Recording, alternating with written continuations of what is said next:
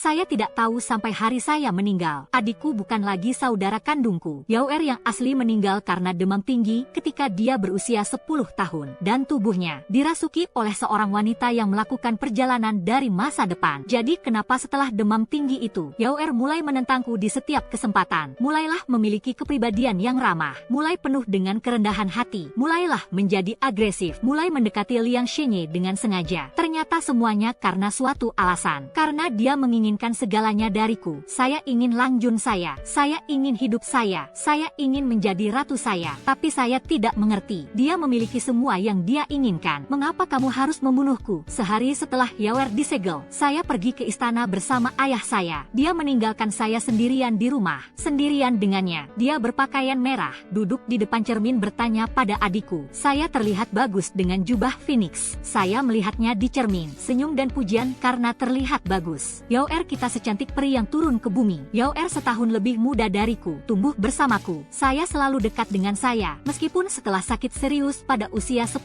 tahun. Dari waktu ke waktu, dia akan melakukan sesuatu yang sulit, dan itu tidak sedekat saya seperti dulu. Saya hanya berpikir dia sudah dewasa dan mengubah kepribadiannya, dan tidak peduli. Yaoer memiliki ekspresi puas di wajahnya. Dengan lembut membelai wajahnya, dia berkata, ya, saya satu-satunya yang memiliki kedua kecantikan dan identitas putri sebelah, layak menikahi kaisar sebagai ratu. Saya tidak mengerti. Yaoer sebagai seorang wanita, tidak ada hak atas warisan. Mengapa Anda selalu suka menekankan identitas Anda sebagai selir, tapi dia menutupnya hari ini? Saya tidak ingin berdebat dengannya, jadi tidak ada tanggapan. Ketika saya melihat ke atas, saya melihat Yaoer menatap saya di cermin. Penghinaan tertulis di seluruh wajahnya. Tiba-tiba dia berkata bahwa pelayan sepertimu tidak layak. Saya tidak bisa tertawa atau menangis sambil mengatur kerahnya. Di satu sisi, dia mengatakan bahwa dia akan menjadi ratu. Mengapa Anda masih terlihat seperti anak kecil? Saya tidak bisa mengucapkan selamat tinggal pada ini di masa depan. Pria itu berkata bahwa ekspresinya tiba-tiba sedikit terdistorsi. Ada sedikit kebencian di matanya. Tiba-tiba saya merasa sedikit tidak nyaman di hati saya. Aku menarik tanganku dari mengatur kerahnya. Saya hanya berpikir lebih baik pergi saat ini. Bisa menjadi detik, tapi dia meraih tanganku, menghentikan saya dari keinginan untuk pergi. Kakak, jangan salahkan aku. Ekspresinya melunak. Saya pikir dia baru saja meminta maaf untuk tuannya. Buru-buru mengatakan itu tidak masalah. Dia memberiku jepit rambut. Katakan padaku saudari, pakai untuk saya. Saya menerimanya dengan sukacita, sambil mengucapkan berkah keberuntungan. Saat bersiap untuk memasukkan jepit rambut ke rambutnya, tapi dia tiba-tiba memutar lehernya. Pegang tanganku. Ujung jepit rambut mendarat di lehernya. Jejak darah meluncur ke bawah. Saya sangat terkejut sehingga saya dengan cepat melihat ke jepit rambut, hanya untuk menemukan bahwa salah satu ujung jepit rambut ini tajam dan luar biasa. Sepertinya seseorang sengaja memolesnya. Dan sebelum saya bisa bereaksi, Yaoer sudah menangis dan memanggil pelayan istana yang menunggu di luar pintu. Ketika pelayan istana masuk, saya kebetulan menyaksikan saya memegang jepit rambut berdarah, dan Yaoer yang menutupi luka-lukanya dan panik, karena Yaoer akan memilih untuk melakukannya pada hari yang begitu penting. Tentu saja, mereka tidak ingin melepaskanku. Dia ingin saya mati, harus mati. Dia melemparkan dirinya ke pelukan Liang Shenye. Tutupi luka. Bunga pir menangis dengan hujan, kata yang mulia. Anda harus memanggil tembakan untuk saya. Liang Shenye selalu menyukainya. Saat ini, saya sangat tertekan. Saya ingin memotong saya sepotong demi sepotong. Dia memelototi saya, berteriak dan berani membunuh ratu. Anda tahu betapa banyak Anda telah berdosa. Dalam menghadapi kemarahannya, saya dengan tenang meminta maaf bahwa saya tidak memiliki jepit rambut. Yaoer memberikannya kepadaku. Saya tidak berpikir untuk membunuhnya. Saya tidak menunggu Liang berbicara larut malam. Yaoer bergegas mengatakan bahwa jepit rambut ini sangat biasa. Itu sama sekali bukan masalah di istana. Kakak, kamu tidak hanya ingin membunuhku sekarang dan salahkan saya. Kami telah menjadi sister selama lebih dari 10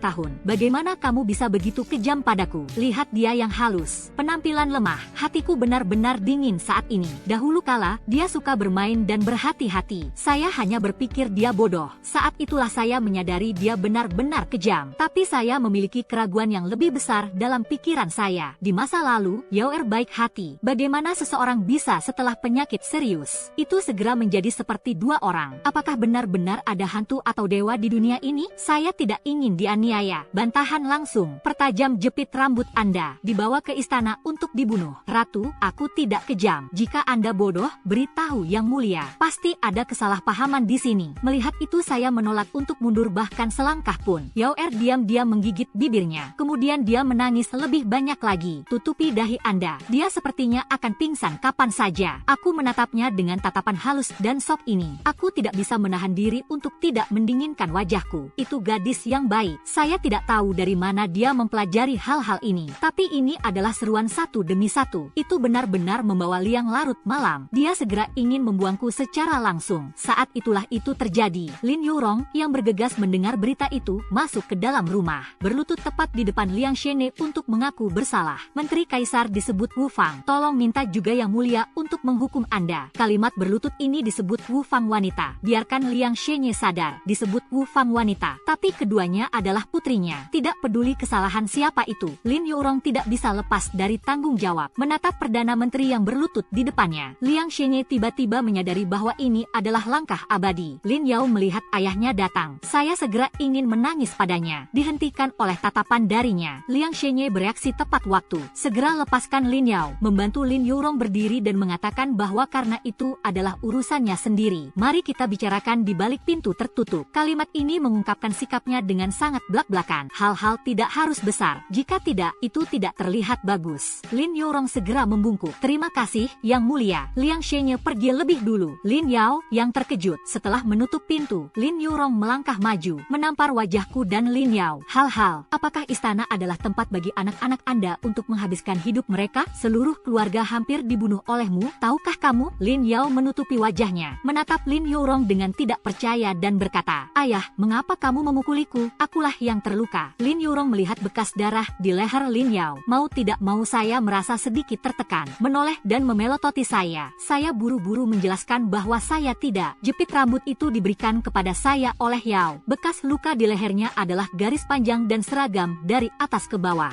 Jika saya ingin membunuhnya, luka harus memiliki titik fokus. Dan manik-manik pada jepit rambut digantung dengan benang perak. Kalimat semacam ini adalah penghormatan. Hanya di istana. Saya mendongak, menatap Lin Yao dengan tenang. Saksikan dia berubah dari tertegun menjadi panik. Ya, saya sudah punya bukti. Trik kecil yang kikuk ini tidak tahan terhadap pengawasan. Saya hanya menunggu ayah saya muncul. Jadilah pemecah permainan ini. Lin Yurong menunjuk ke arah Lin Yaoer yang sangat marah sehingga dia gemetar. Lin Yaoer mundur 2 langkah karena ketakutan. Tapi tiba-tiba terpikir olehku bahwa dia sudah menjadi ratu saat ini. Jadi sikapnya berubah. Memandang Lin Yaoer dengan kuat dan berkata bahwa saya melakukannya. Bagaimana saya bisa menjadi putri rumah Perdana Menteri? Sekarang ratu lagi. Saya ingin membunuh seorang wanita kecil. Lin Yurong sangat marah sehingga dia hampir menangis. Tapi saya khawatir orang luar akan mendengarnya. Jadi aku hanya bisa menekan suaraku dan mengatakan kapan aku mengajarimu. Saya dapat menggunakan status saya untuk membunuh orang sesuka hati. Selain itu, orang ini masih saudara perempuanmu sendiri. Anda adalah seorang wanita yang memakzulkan selirnya. Kamu dan adikmu adalah putriku. Sama halnya dengan gelar pemakaian makanan ringan. Siapa yang lebih mulia? Saya Lin Yurong. Apakah seperti itu? Apakah Anda memperlakukan anak-anak Anda seperti budak? Saya tidak peduli jika saya seorang selir, itu lebih mulia dari selir ini. Itulah alasan saya. Saya ingin dia mati. Dia tidak akan diizinkan untuk hidup. Saya tidak tahu bahwa dia seperti itu. Kamu ingin aku mati. Mengapa? Tepatnya, saya menatapnya dengan patah hati. Air mata jatuh. Kami tumbuh bersama. Persaudaraan itu dalam. Bagaimana kamu bisa membenciku sejauh ini? Siapa saudara perempuan denganmu? Ling Er menggelengkan lengannya seolah-olah dia marah tentang sesuatu. Kemudian dia berjalan ke arahku. Jari menyodok kepalaku dan katakan, kenali identitasmu. Beberapa wanita. Lihatlah Ling Er yang radikal dan gila. Ayah saya dan saya sadar. Tidak peduli apa yang dikatakan. Dia bahkan tidak bisa mendengarkan. Dalam perjalanan pulang, ayah saya terdiam untuk waktu yang lama. Saat Anda tiba di rumah, dia ragu-ragu untuk berbicara. Mengapa ayahmu tidak mengirimmu kembali ke kampung halamanmu untuk sementara waktu? Anda tahu bahwa Yang Mulia memiliki kasih sayang yang mendalam untuk Yaoer. Sekarang dia adalah ratu. Ayah tidak bisa menahannya. Aku baru saja menganiaya kamu. Aku menyandarkan kepalaku ke jendela kereta. Menyetujui masalah ini. Sang ayah menundukkan kepalanya. Menggelengkan kepalanya tanpa daya. Bergumam di mulutnya. Yaoer belum pernah ke Korea Utara. Bagaimana Anda bisa mempelajari teori aneh seperti itu? Itu jahat, ya? Perilaku Yaoer terlalu aneh. Sangat aneh sehingga tidak bisa dipahami. Saya pikir, selama saya meninggalkan ibu kota, saya tidak akan muncul lagi. Yaoer akan membiarkanku pergi. Saya tidak berharap untuk menjaga segalanya tetap sederhana. Dalam perjalanan kembali ke kampung halaman saya bertemu bandit. Saat pedang itu menembus tubuhku, saya melihat setengah potret pencuri di pelukannya. Itu potret saya. Mereka datang secara khusus kepada saya. Pada saat itu saya bertanya-tanya. Kebencianku menyembur keluar seperti api. Saya terus bertanya mengapa.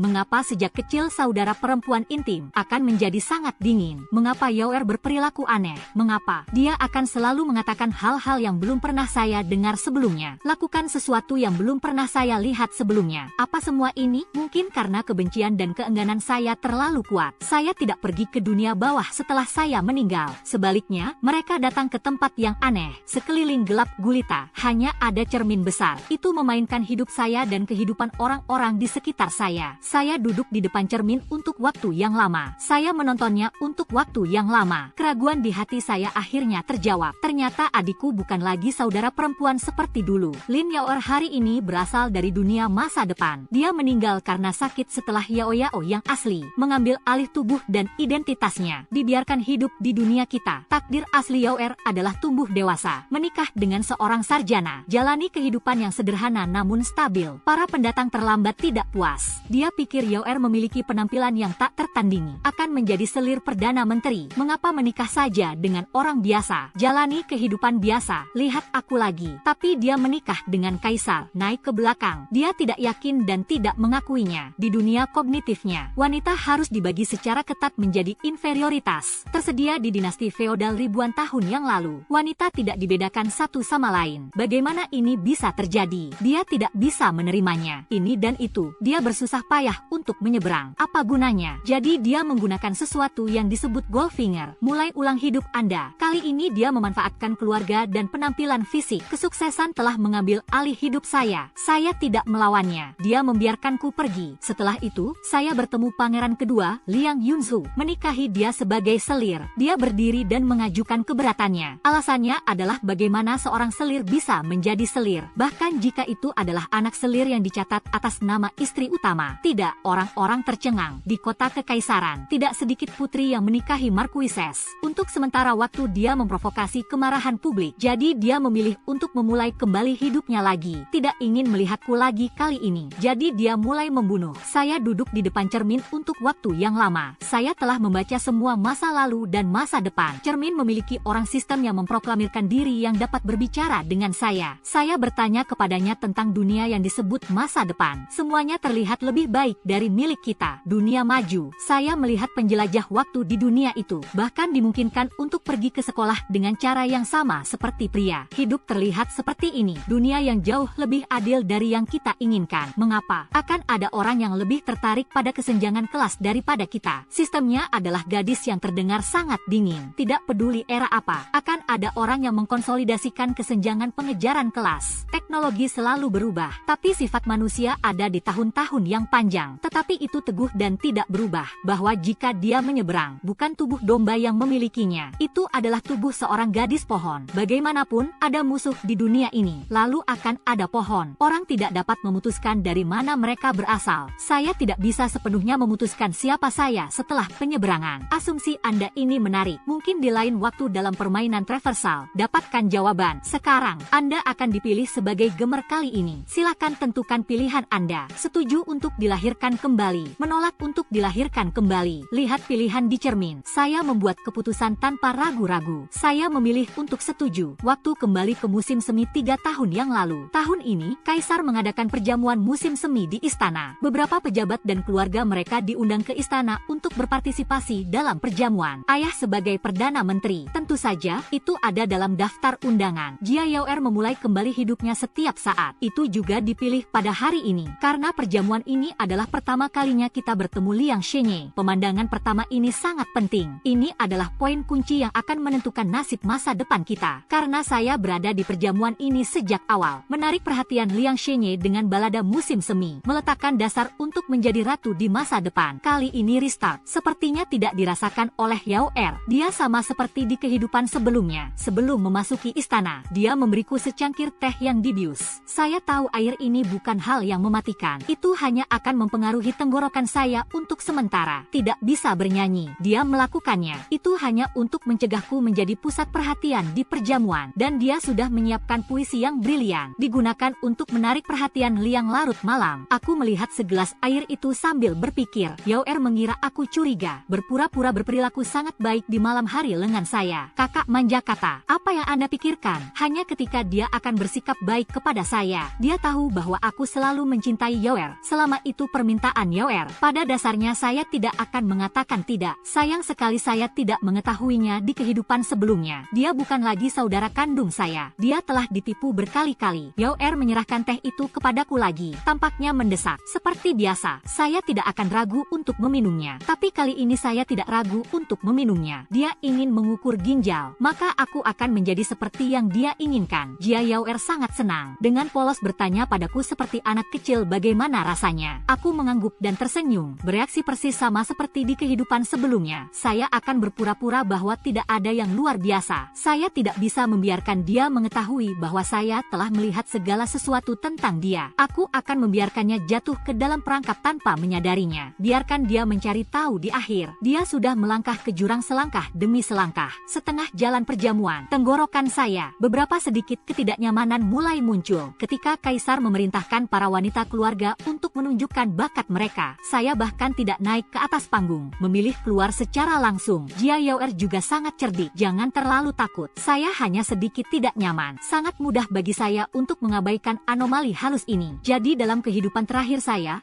tidak menjaga diri untuk tidak langsung naik ke panggung. Hasilnya adalah berantakan bernyanyi. Tersenyum murah hati. Tentu saja, saya tidak akan kehilangan orang ini lagi kali ini. Lihat saya memilih keluar. Sedikit kejutan muncul di wajah Yoer. Jika Anda melihat lebih dekat, ada juga jejak puisi di mana rencana tersebut telah gagal. Dia tidak menyerah untuk mendorong saya untuk berkuasa. Tapi saya hanya tersenyum dan menggelengkan kepala. Melihat penolakan keras saya yang langka, dia sedikit bingung. Tapi akhir itu, selamat malam hampir karena perjamuan itu membosankan. Dia tidak peduli padaku lagi. Buru-buru naik ke panggung untuk menunjukkan. Dia mengekang rencana dan kelihayannya. Tampil polos dan sederhana. Semuanya naik ke panggung. Posturnya indah. Sopan santun itu murah hati. Saat itu, saya pikir saya telah melihat Yoer yang asli. Kalau saja dia bisa tumbuh dengan aman. Saya kira itu akan seperti ini. Dia melambaikan tangannya yang ramping. Mansetnya ringan. Sebuah puisi yang indah dinyanyikan. Angin dan hujan mengirim musim semi kembali. Salju yang berterbangan menyambut musim semi. Ini sudah menjadi tebing yang penuh es. Masih ada bunga. Priti tidak bersaing untuk musim semi. Hanya laporkan kedatangan musim semi. Tunggu sampai pegunungan penuh dengan bunga. Dia tertawa di semak-semak. Sebuah kata keindahan tidak bersaing untuk musim semi. Saya benar-benar mengekspresikan diri saya segar dan halus. Sebuah kalimat untuk tinggal sampai pegunungan penuh dengan bunga. Dia tertawa di semak-semak dengan warna musim semi taman dan senyum centilnya. Seluruh dunia tampak gelap. Dia satu-satunya yang tersisa bersinar. Saya sangat terkejut dengan puisi Yoer. Saat itu, saya kagum bahwa dia adalah gadis yang begitu lembut. Bisa menulis mazmur yang begitu mendominasi. Sekarang saya ingin datang. Saya kira itu adalah penyalahgunaan mahakarya orang lain. Tapi tujuannya tercapai. Kerumunan kagum padanya. Liang Shenye semakin menatapnya. Saya bahkan tidak bisa mengalihkan pandangan saya darinya. Dia sangat bangga. Saya tidak bisa menyembunyikan hati saya lagi. Saat berjalan, langkahnya ringan dan mengambang. Gemetar kembali ke tempatnya. Lin Yourong melihat putrinya yang mulai terbawa suasana. Buru-buru menariknya. Berhati-hatilah agar tidak terlalu berpuas diri. Perhatikan sopan santun Anda. Lagi pula, ada begitu banyak orang yang menonton. Tapi dia tidak peduli. Menarik lengannya. Melirik ke arah Liang Shenye. Mengangkat alisnya dan mengatakan apa yang dia takuti. Ya, apa yang dia takutkan. Dia telah menjatuhkan Liang Shenye. Setelah itu, ia menjadi ratu. Visi siapa yang perlu dia harapkan? Yoer ini sepertinya tidak mengerti. Apa yang disebut air bisa membawa perahu. Itu juga bisa terbalik. Semakin Anda berada di level tinggi, semakin berhati-hati Anda. Setelah perjamuan, sang ayah dipanggil oleh Kaisar untuk berbicara. Lin Yoer pergi menemui Liang Shenye secara kebetulan. Saya keluar dari istana sendirian. Aku telah menunggu di gerbang istana. Pengantin pria kami sedang duduk di pinggir jalan. Baca saja buku di dekat cahaya di pintu masuk istana. Saya berjalan mendekat. Tubuhnya menghalangi setengah dari cahayanya. Yunjin mengangkat kepalanya dengan tidak sabar. Pada saat yang sama, dia berteriak pada saat yang sama. Ini saya pada pandangan pertama. Dia segera menyingkirkan ekspresi yang tidak sopan. Sambil menarik kembali buku di tangannya. Sambil berdiri dan meminta maaf. Maafkan aku gadis besar. Aku tidak tahu itu kamu datang. Tidak apa-apa, tidak apa-apa. Buku seperti apa yang Anda baca? Dengarkan saya bertanya. Sedikit rona merah muncul di wajah Yunjin. Sedikit malu-malu, dia mengeluarkan buku itu dari dadanya dan menyerahkannya kepadaku. Tidak mengatakan apa-apa. Saya hanya akan melihat melihatnya. Saya melihat ke bawah. Ini adalah buku es. Buku ini telah berubah menjadi sangat tua. Langkah kaki digulung. Ada juga retakan kecil di beberapa tempat. Anda bisa melihatnya. Buku ini telah dibaca oleh Yunjin berkali-kali. Saya mengeluarkan sepotong perak dari saku saya, menyerahkannya kepada Yunjin. Ambil uangnya, beli beberapa buku lagi untuk dibaca. Gadis tertua, Yunjin, menatapku dengan tidak percaya. Senang menerimanya dan senang belajar. Anda harus terus belajar. Anda akan menjadi pilar jalan di masa depan. Mata Yunjin tiba-tiba memerah. Mungkin tidak ada yang pernah mengatakan kepadanya dengan cara yang begitu positif. Dia menatapku sejenak. Saya tidak bisa mengucapkan terima kasih yang lengkap. Aku memasukkan perak itu ke tangannya. Teruslah mengatakan kepadanya, saya tahu Anda bekerja sebagai pengantin pria hanya untuk hidup. Bukan itu yang Anda tuju. Perkara, jangan buang waktu di sini. Aku akan menunjukkan jalannya. Mata Yunjin berbinar. Pada saat ini, sebuah kereta melewati kami. Di luar gerbong, itu milik keluarga kerajaan. Penggunaan dekorasi mewah. Angin malam mengangkat tirai, mengungkapkan wajah yang menakjubkan di dalam mobil. Itu adalah pangeran kedua Liang Yunzu, suami kedua saya. Saya bertemu dengannya dalam keindahan Jiangnan yang berkabut dan kabur. Kami berdua bertemu karena teka-teki lentera. Dia mengatakan bahwa dia adalah putra dari keluarga Xiang. Mengatakan bahwa saya adalah wanita muda dari keluarga asli. Kami berdua mengira yang lain tidak tahu siapa kami. Mereka semua mengira mereka saling menggoda. Tapi nyatanya, saya tahu bahwa dia adalah pangeran kedua. Dia juga tahu bahwa saya adalah putri tertua Perdana Menteri. Hanya saja tidak ada yang menembus lapisan identitas ini. Kami semua diasingkan ke Gangnam. Dia diantar ke Shu untuk mencegah perebutan kekuasaan. Melewati Jiangnan untuk tinggal sementara. Saya karena pengucilan berulang kali Ling Er. Saya dikirim ke sini oleh ayah saya. Mungkin kesamaan takdir. Kami melakukan percakapan yang menyenangkan. Tidak ada yang tahu siapa kami di Gangnam. Kami mampu melepaskan belenggu identitas ke kehidupan asli mereka. Ada pelarian singkat. Mari kita lihat lentera bersama. Menikmati bulan dan duduk di pelayaran malam. Dengarkan lagu kecil di pantai. Minum. Itu adalah waktu paling bahagia dan paling bebas dalam hidup saya. Yang Yunzu tidak bisa tinggal lama di jalan. Dia pergi setelah setengah bulan. Tapi setelah tiba di Shudi, dia mulai meminta Kaisar untuk menikah. Kaisar termotivasi oleh psikologi kompensasi untuk putranya. Menyetujui permintaannya. Saya tidak pernah mengharapkan itu. Saya bisa menikahi orang yang saya cintai dalam hidup ini. Saya bersemangat dan tidak bisa tidur nyenyak selama beberapa malam. Namun saat ini, Ling Er secara terbuka berdiri dan keberatan. Alasannya adalah bagaimana menikahi pangeran sebagai selir. Kata-kata ini membuat nenek saya marah.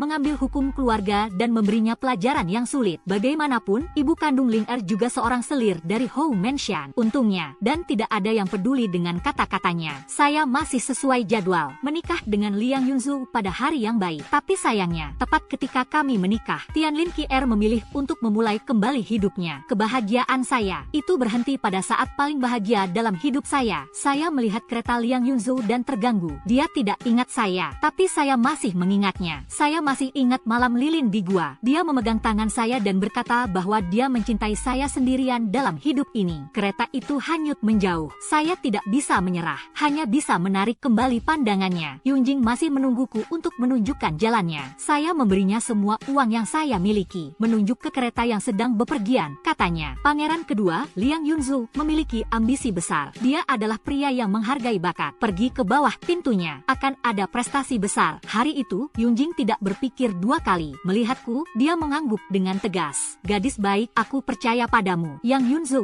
aku memberimu hadiah besar. Setelah melihat sistem, saya tidak hanya melihat masa lalu saya, ngomong-ngomong, juga melihat masa depan. Jadi saya tahu bahwa Yang Shenye bukanlah pria yang berbudi luhur. Ketika dia naik tahta, dia tidak bermoral, berbelanja secara royal dan boros. Hanya dalam 5 tahun, perbendaharaan dimusnahkan. Menghadapi Liang Shenye dari hati bunga. Tidak peduli seberapa marahnya Lin Yao, dia tidak bisa berbuat apa-apa padanya. Dia hanya bisa menemukan jalan dengan segala cara untuk menyelamatkan hati Liang Shenye yang berubah-ubah. Tapi ada banyak orang yang lebih pintar darinya. Segera dia tidak disukai. Posisi ratu hanya bisa dipertahankan oleh Lin Yorong untuknya. Raja biasa-biasa saja. Para abdi dalam mulai tidak memiliki keraguan. Semakin banyak orang yang korup, penyuapan, dan penindasan rakyat. Segera orang-orang berduka atas bencana itu. Kemudian ada kekeringan besar di dunia. Orang-orang tidak punya apa-apa untuk dimakan. Hanya bisa makan kulit kayu dan akar. Dan Liang Shenye saat ini masih masih menindas rakyat untuk mempertahankan kehidupan mewah. Ada gunungan sisa makanan di istana setiap hari, dan orang-orang di luar istana sangat lapar sehingga mereka hampir memakan orang. Pada saat ini, seseorang akhirnya tidak tahan, pimpin orang miskin untuk bangkit. Pria ini adalah Yunjing. Kemampuan pribadi Yunjing luar biasa. Awalnya di pagi hari dengan dinasti pengadilan masih bisa unggul dalam konfrontasi, tapi tindak lanjut karena kurangnya kekuatan militer yang cukup untuk mendukungnya. Pasukan pemberontak yang dipimpinnya itu dengan cepat ditekan. Yunjing juga ditangkap hidup-hidup oleh istana kekaisaran dan dipenggal. Setengah tahun setelah kematian Yunjing, Yang Yunzhou akhirnya memimpin pasukannya pukul ibu kota, menarik Liang Shenye dari tahta. Setelah naik tahta, Liang Yunzhou segera mengirim bantuan bencana Liang, mengirim pasukan untuk menjaga perbatasan. Secara internal, kami akan membersihkan pejabat yang korup dan pejabat yang korup. Negara berada di bawah kekuasaannya. Kedamaian dan vitalitas perlahan dipulihkan, dan Lin Yao melihat bahwa Liang meninggal larut malam, segera mengalihkan target ke Liang Yunzhou, mencoba merebut hati Liang Yunzhou. Singkirkan aku lagi. Hanya kali ini dia tidak berhasil. Lin Yaorong juga menyerah sepenuhnya. Putri yang agak gila ini tidak peduli padanya lagi. Lin Yao dikurung, tapi pada akhirnya dia tidak mati. Saya tidak melihat. Bagaimanapun, dia memiliki kesempatan tak terbatas untuk kembali. Beberapa hari setelah pesta musim semi, Jing Yun meminta ayahnya untuk mengundurkan diri dan pergi. Selanjutnya, Lin Yao juga berhasil menikah dengan istana. Kali ini, dia masih tidak mengizinkanku masuk ke rumah untuk membuatkan jepit rambut untuknya. Aku pura-pura tidak mendengar. Langsung, sangat marah sehingga Lin Yao hampir memarahiku. Di pesta pernikahan, Liang Yunzhou dan saya duduk tidak berjauhan. Dia berjalan ke arahku, diikuti oleh Jing Yun. Sepertinya Jing Yun memang sangat dimanfaatkan olehnya, telah menjadi pengikut pribadinya. Jing Yun sangat senang melihatku. Lambaikan tanganmu dan sambut aku. Liang Yunzhou berdiri di antara saya dan dia. Ekspresinya sedikit tidak menyenangkan. Saya tersenyum dan melambai pada Jing Yun, menunjukkan respons. Kemudian saya melihat Liang Yunzhou berkata kepada Jing Yun, Anda pergi keluar dan menunggu. Nona Lin dan saya ingin mengatakan sesuatu. Jing Yun sedikit tersesat. Cemberut di sudut mulutnya, dia menundukkan kepalanya dan pergi. Ekspresi Liang Yunzhou akhirnya menjadi sedikit lebih jelas. Masuk dan katakan padaku, aku mendengarkan Yunjing. Kamu membiarkannya datang ke pintuku. Saya mengangguk. Itu tidak ditolak. Ya, ini saya. Bisakah Anda bertanya mengapa? Sanjungan sopan saya. Pangeran kedua bijaksana dan terkenal di dunia. Mungkin saya tidak mengharapkannya. Saya akan sangat jauh darinya. Liang Yunzhou sedikit tertegun untuk sementara waktu. Saya tidak tahu harus berkata apa. Setelah sekian lama, saya menahan kalimat. Saya tidak tahu mengapa. Aku selalu merasa sedikit akrab denganmu. Seolah-olah kita pernah bersama sebelumnya. Pangeran kedua berkata dengan hati-hati. Anda mengatakan hal-hal seperti itu kepada seorang gadis yang belum keluar dari pengadilan. Itu akan menyakiti saya. Liang Yunzhou segera menyadari. Kata-kataku sendiri terlalu tidak pantas. Cepat tutup mulutnya. Kemudian saya tampak dingin dan acuh tak acuh. Saya tidak benar-benar ingin berbicara dengannya. Tidak lagi membosankan untuk mencela diri sendiri. Mengambil inisiatif untuk pergi. Tetapi dua langkah diambil. Dilipat kembali lagi. Aku membuatmu kesal. Kamu benar-benar aneh denganku. Aku menyipitkan mata padanya. Anggukan sebagai tanggapan. Ini benar-benar saya mati. Jadi silakan pergi dengan cepat. Jangan muncul lagi. Wajah Liang Yunzhou menunjukkan keraguan. Itu juga mengganggu gadis itu untuk menjelaskan. Apa sih yang membuatku mengganggumu? Jika itu benar-benar salahku, saya akan mengakui kesalahan saya kepada gadis itu. Saya tidak tahu. Saya tidak bisa berbicara dengannya. Saya melihat diri saya dan masa depannya. Masa depan yang brutal. Saya tidak tahu harus berbuat apa. Liang Yunzhou tidak bisa menahan pertanyaannya. Jadi dia mengabaikannya. Belum pergi. Liang Yunzhou juga sedikit keras kepala. Dia telah mengikuti saya. Bisakah Anda memberitahu saya tentang hal itu? Apa yang terjadi? Tidak ada orang di sekitar. Liang Yunzhou langsung mengulurkan tangan dan meraihku. Saya ingin menarik lengan saya, tapi saya tidak bisa mendapatkannya kembali. Pangeran kedua, apa yang kamu lakukan? Liang Yunzhou memegang pergelangan tanganku erat-erat. Tatap lurus ke mataku. Mata cerah. Saya selalu memiliki mimpi yang berulang. Dalam mimpiku, aku menikahimu. Mereka menyembah langit dan bumi bersama-sama. Tapi pertama kali saya mengalami mimpi ini, aku belum melihatmu sama sekali. Apa yang sedang terjadi? Anda harus tahu sesuatu. Saya sedikit terkejut. Liang Yunzhou benar-benar ingat kejadian di kamar kedua. Tapi saya tidak ingin terus memiliki keterikatan dengannya. Lagi pula, saya siap untuk pergi. Tapi Liang Yunzhou tidak bertanya mengapa. Jangan pernah menyerah. Dalam keputusasaan, saya hanya bisa mulai berteriak pada seseorang. Seseorang akan datang. Suara ini benar-benar membuat Liang Yunzhou melepaskan tangannya. Kemudian, para pekerja bergegas mendengar suara itu. Liang Yunzhou hanya bisa pergi dari jalan samping. Lihat bagian belakang dia pergi. Mataku semakin dingin. Liang Yunzu, aku tidak ingin ada hubungannya denganmu lagi. Awal cinta selalu indah, tapi endingnya juga selalu ceroboh. Hidup bersama Liang Yunzu di Shudi benar-benar damai, tenang, dan indah. Liang Yunzu tinggal bersamaku sendirian. Saya bahkan tidak mengambil selir. Tetapi ketika dia menjadi kaisar, harem menjadi bagian dari politiknya. Menjadi tidak mungkin untuk tinggal dengan satu orang. Harem besar tidak selalu hanya memiliki satu ratu. Para wanita dikirim ke harem satu persatu, dibawa ke ranjang naga. Yang Yunzu mengambil inisiatif pada akhirnya, atau terpaksa menerimanya. Saya bahkan tidak ingin bertanya. Apa gunanya bertanya? Begitulah adanya. 3.000 wanita cantik di harem kaisar. Selir itu bukanlah hal yang aneh sejak awal. Tapi entah bagaimana, saya tidak tahan lagi. Terutama dunia yang telah melihat Jia Yao. Di sana saya melihat bahwa keluarga itu semua monogami. Saya merasa sangat merindukan karena saya mencintai Liang Yunzu. Bahkan jika Anda telah menerima pendidikan dan lingkungan hidup sejak kecil, semuanya monogami dan poligami. Tapi dari lubuk hatiku yang paling dalam, saya masih enggan berbicara dengan siapapun. Bagikan orang yang Anda cintai. Tapi saya tahu saya tidak bisa mengubah apapun. Saya tidak bisa mengandalkan kekuatan saya sendiri untuk mengubah lingkungan yang ada. Satu-satunya hal yang bisa saya ubah adalah diri saya sendiri. Lin Yao menjadi ratu. Dia masih ingin membunuhku sepanjang waktu. Ayah akan seperti biasa. Saya mengirimkannya ke Jiangsu. Kali ini saya mendapat bantuan polisi. Saya bisa sampai di sana dengan selamat. Tangan Lin Yao tidak bisa menjangkau sejauh ini. Saya aman untuk saat ini. Saya menghitung hari. Liang Yunzu juga pergi ke Jiangdu. Tapi saya tidak pergi ke pertemuan teka-teki lentera itu. Jing Yun datang menemuiku dengan tenang. Beritahu, Liang Yunzu entah kenapa berada di depan toko setengah lampu. Berdiri sepanjang malam. Mata saya merah saat saya mendengarkan. Saya hampir menangis. Tapi aku masih menahan emosiku dan berkata, jangan beritahu pangeranmu. Saya sedikit terkejut dengan Jing Yun ini. Bagaimana Anda tahu? Pangeran kedua bertanya apakah Guowen ada di sini. Saya bilang Anda tidak peduli tentang itu. Jangan beritahu dia. Setengah bulan kemudian, Liang Yunzu dan Jing Yun pergi. Hujan tipis berkabut di Jiangdu. Saya mengangkat payung kertas minyak. Berjalan di jalan tempat saya pertama kali melihat Liang Yunzu. Akhirnya, saya tidak bisa menahan diri. Berjongkok dan menangis. Akhir terakhir saya dan Liang Yunzu. Saya tidak tahan melihatnya. Tapi pasangan pendendam tidak selalu bisa mati dengan baik. Saya tidak tahan melihatnya. Itu karena aku takut dengan cinta kecil antara aku dan dia akan benar-benar hancur dalam menghadapi akhir yang kejam. Orang-orang dan orang-orang berakhir di saat-saat terbaik dari hubungan. Bukankah itu semacam kematian yang baik? Saya menetap di Jiangsu. Ayah saya ingin memberi saya ciuman beberapa kali. Saya menolak mereka. Segera, pengadilan memiliki masalah di bawah pemborosan Liang Shenye. Ayahku tidak punya waktu untuk merawatku lagi. Sisa cerita adalah seperti yang saya lihat sebelumnya. Orang-orang tidak memiliki sarana untuk mencari nafkah. Dunia berada dalam kekacauan. Namun celaka itu tidak berlangsung lama. Orang-orang juga tidak begitu menderita. Karena Liang Yunzu sepertinya sudah siap. Segera dia mengumpulkan pasukan untuk merebut kekuatan Liang Shanye. Kekeringan baru saja dimulai. Kaisar digantikan. Segera bagikan makanan kepada para korban bantuan bencana. Berurusan dengan pejabat korup. Ini seharusnya menjadi bencana mengerikan yang akan dimakan oleh manusia. Itu terputus sebelum bisa dimulai. Pada titik ini saya kembali ke ibu kota. Saya melihat burung roh yang telah dikurung. Dia dikurung di istana yang dingin saat ini. Kepalanya masih sedikit mengigau. Saya telah berteriak ke langit untuk memulai kembali. Rebot, mulai ulang. Bagaimana dengan sistemnya? Jari emasku. Protagonis dari game yang tidak berguna ini telah lama digantikan. Lin Demon menoleh karena terkejut. Mata yang menatapku berangsur-angsur menjadi ganas. Ini Anda dan Anda. Kamu selir yang rendah.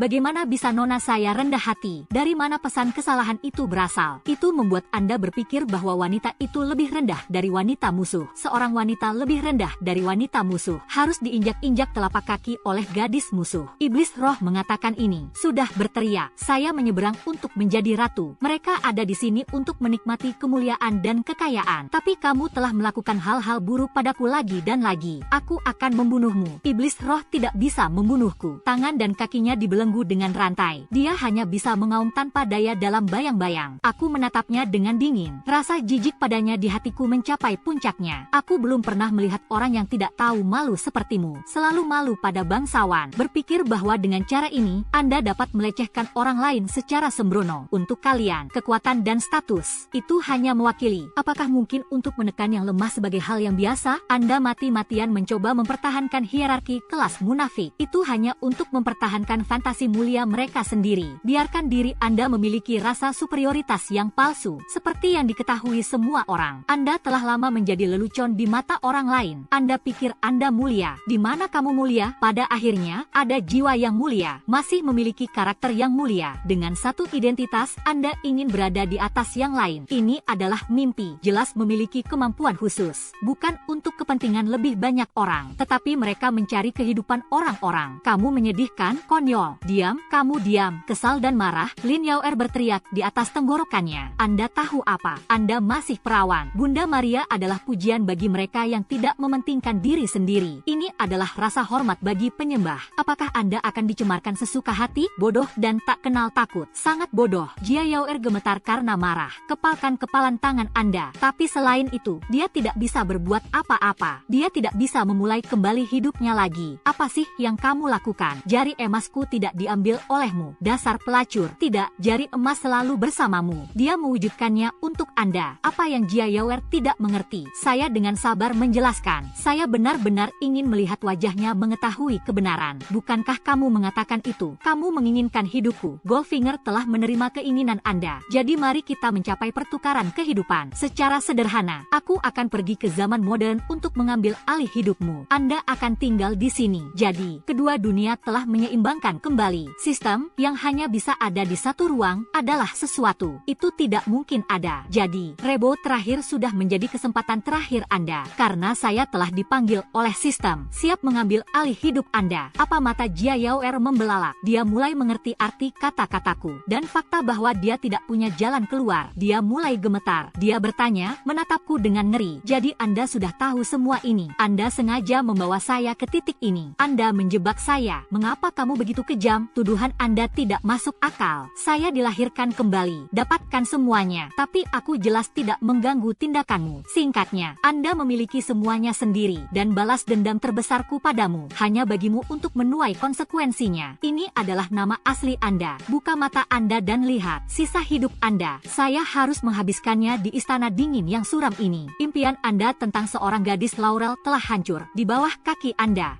berada di jurang. Dan aku akan pergi ke dunia barumu. Pergi ke buku dan pelajari. Untuk mewujudkannya, saya tidak bisa memenuhi ambisi saya di dunia ini. Tidak, tidak, tidak. Aku tidak ingin kamu mengembalikan hidupku. Beri aku Chen Yuan tangisan putus asa. Saya tersenyum. Keluar dari ruangan yang gelap dan kotor ini. Tutup pintu lagi. Sinar matahari menyempit di wajah Chen Yuan. Akhirnya ada penyesalan di matanya. Dua garis air mata panjang di sudut matanya. Sudah terlambat untuk menyesalinya sekarang. Sinar matahari menembus jendela yang terang. Mendarat di meja yang penuh dengan buku teks. Tablet mata mendongak dari kertas ujian. Anda bersandar di bahu Chen Yuan dan meratap. Menyakitkan untuk membaca. Mengapa Anda harus membaca? Mengapa belajar? Saya tidak bisa menyelesaikan kertas ujian. Saya tidak bisa menyelesaikan menulis sama sekali. Chen Yuan memiringkan kepalanya dan menyentuh kepala Zhao Lin. Ini juga menghibur. Tapi matanya selalu tertuju pada kertas ujian bahasa Inggris di depannya. Betapa bahagianya membaca. Puas, ada banyak orang yang tidak bisa membacanya jika mereka mau. Chen Yuan, kamu benar-benar luar biasa. Zhao Lin mengacungkan jempolnya. Layak menjadi pengganggu sekolah pertama. Saya belum pernah bertemu orang yang suka belajar sebanyak Anda. Chen Yuan tersenyum ringan. Tulis kalimat terakhir dari esai. Kemudian dia menyingkirkan kertas yang sudah jadi. Bersiaplah untuk melanjutkan ke makalah berikutnya. Tapi matanya secara tidak sengaja melirik sebaris kata di papan tulis. Saya tidak tahu siapa yang menulisnya. Tulisan tangannya rapi dan kuat. Itu adalah 4 kalimat Hangku Sangzai yang merupakan jantung langit dan bumi. Membangun kehidupan bagi rakyat. Demi orang-orang kudus, teruslah belajar. Perdamaian untuk semua generasi. Chen Yuan melihat baris kata-kata itu. Senyum memenuhi wajahnya. Kemudian tundukkan kepalamu. Ini lebih kuat daripada menulis di kertas ujian. Akhir teks lengkap.